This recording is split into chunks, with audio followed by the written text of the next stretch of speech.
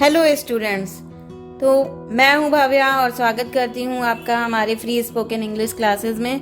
जैसा कि आपकी स्क्रीन पे शो हो रहा होगा, आज का हम लोगों का टॉपिक रहेगा प्रीपोजिशन। मैंने आप लोगों को कल भी बताया था, अपने कल के वीडियो में आप लोगों को मेंशन किया था कि मैंने अपने चैनल की एक टाइम टेबल फिक्स की है कि हमें डे वाइज क्या क्या स्टडी करना है, किस दिन क्या क्या हम लोग किस चीज़ पे वर्क करेंगे। तो आज का हम लोगों का ग्रामर का डे है। तो आज हम लोग अपना ग्रामर का नेक्स्ट टॉपिक अपना स्टार्ट कर रहे हैं, न्यू टॉपिक स्टार्ट कर रहे हैं। आज का हमारा टॉपिक है प्रीपोजिशन। ठीक है, तो ज़्यादा टाइम वेस्ट ना करते हुए चलिए हम लोग अपना टॉपिक स्टार्ट करते हैं। प्रीपोजिशन।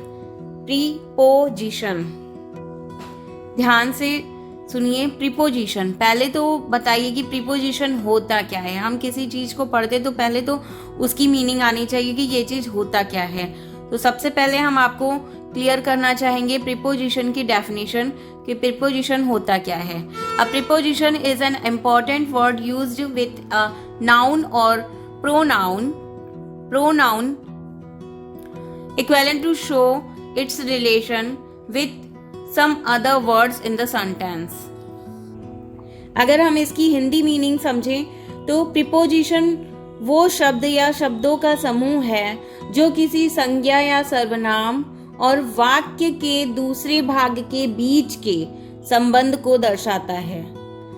प्रीपोजिशन वो शब्द है या वो शब्दों का समूह है जो किसी संज्ञा या सर्वनाम और वाक्य के दूसरे भाग के बीच के संबंध को दर्शाता है। अब हम इसे एग्जाम्पल के द्वारा समझते हैं। जी हाँ स्टूडेंट्स, अब हम लोग एग्जाम्पल से समझते हैं। देखिए, ये मैं एक एग्जाम्पल लिख रही हूं, ध्यान से देखिएगा। आई एम कमिंग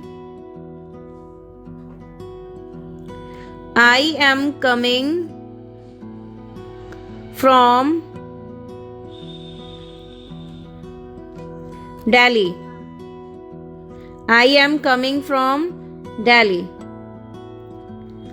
मैं दिल्ली से आ रहा हूँ। ठीक है, मैं दिल्ली से आ रहा हूँ। I am coming from Delhi। अब यहाँ पे आपका प्रीपोजिशन क्या है? From है। प्रीपोजिशन क्या है? From है। नाउन है आपका दिल्ली। नाउन है आपका दिल्ली, ये आपका नाउन है और ये आपका प्रीपोजिशन है।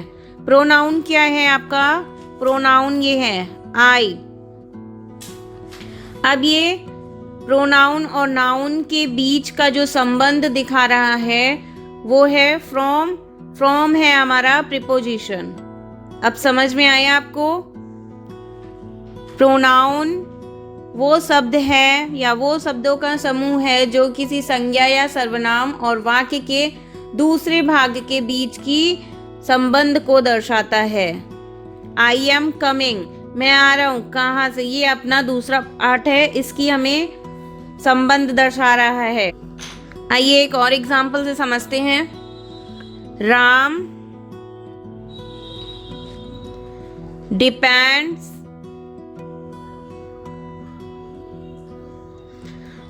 depends on you।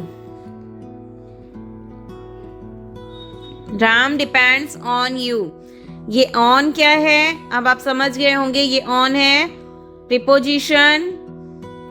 On preposition है। यू क्या है? प्रोनाउन है। यू क्या है? प्रोनाउन है।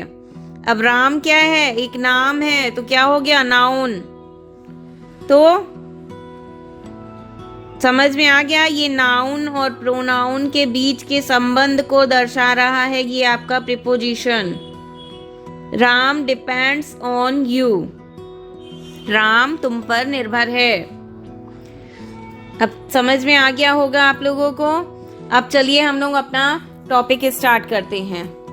टॉपिक में आज हम लोग अपना फर्स्ट ग्रुप स्टार्ट करेंगे। हमारा प्रीपोजिशन में फर्स्ट ग्रुप में आता है in, into, within. In, into, with in.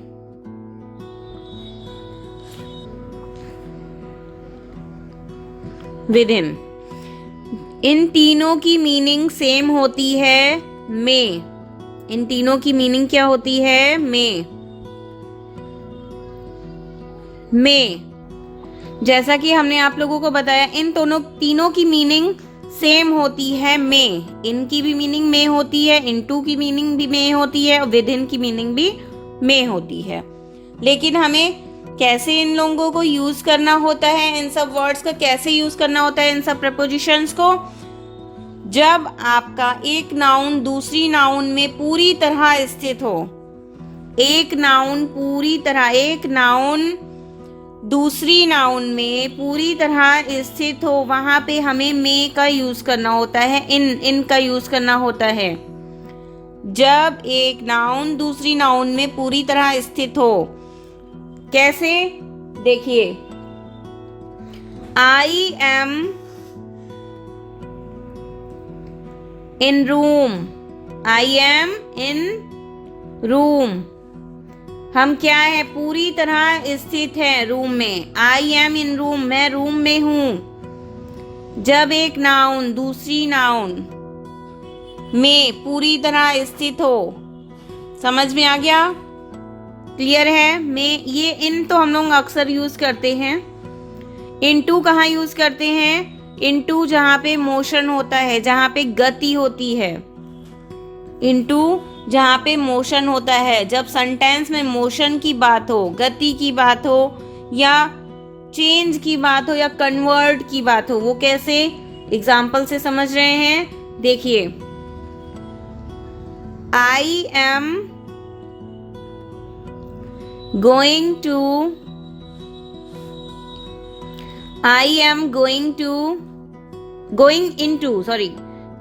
Into room. क्या है? I am going into room. अब क्या है? मैं चल के जा रही हूँ, गति हो रही है यहाँ पे, इसलिए हम यहाँ पे इन नहीं लगाएंगे, यहाँ पे इनटू लगाएंगे। जहाँ पे मोशन की बात हो, जिस सेंटेंस में गति की बात हो, वहां पे हमें इनटू यूज करना पड़ता है। ठीक है। अब नेक्स्ट जो मैंने बोला, कन्वर्ट या चेंज की बात हो। अब कन्वर्ट या चेंज की बात कैसे? देखिए, एग्जाम्पल से समझते हैं। द आइस क्यूब होती है ना, ice is changing. Guys, writing पे ध्यान मत दीजिएगा, सेंटेंस हम बोल रहे हैं वो वर्ड सुनिएगा। The ice is changing into water. अब समझ में आ गया होगा आप लोगों को, इनटू वाटर। यहाँ पे क्या हो रहा है? आइज आपकी वाटर में चेंज हो रही है या कन्वर्ट हो रही है, तो हम लोग यहाँ पे इन नहीं लगाएंगे, इनटू लगाएंगे। आ गया? क्लियर है? देखिए, इन जहाँ पे एक नाउन दूसरी नाउन पर पूरी तरह स्थित हो, I am in room, example से समझ लिया।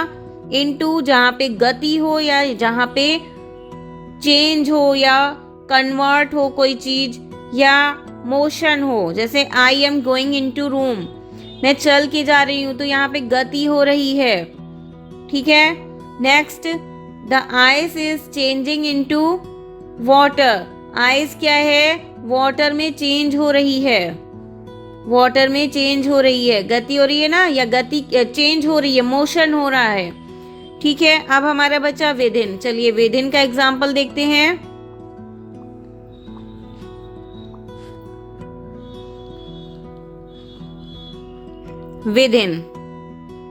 विदिन की भी मीनिंग होती है में।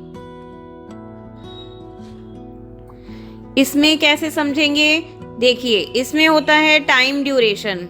विदिन टाइम ड्यूरेशन में करते हैं, जैसे सीमित समय में काम को कंप्लीट करना। कोई निश्चित समय होता है, उसमें वर्क को कंप्लीट करना, विदिन में। ठीक है। कैसे? एग्जाम्पल देखिए, finish your work. Finish your work with in 2 days, within 2 days, finish your work within 2 days। अब यहाँ पे टाइम ड्यूरेशन दी हुई है कि 2 दिन में काम कंप्लीट करना है, तो जहाँ पे टाइम ड्यूरेशन होगा वहाँ पे हमें विद इन लगाना है, जहाँ पे मोशन होगा वहाँ पे हमें इनटू लगाना है, जहाँ पे एक नाउन दूसरी नाउन पर स्थित होगी वहाँ पे इन लगाना है। आशा करते हैं आप लोगों को समझ में आ गया होगा। अब अपनी नेक्स्ट प्रीपोजिशंस के साथ, नेक्स्ट प्रीपोजिशन वर्ड्स के साथ नेक्स्ट वीडियो में मिलेंगे। ओके, इतनी प्रैक्टिस करते रहिए और इनसे सेंटेंसेस बनाने की भी प्रैक्टिस करते चलिए।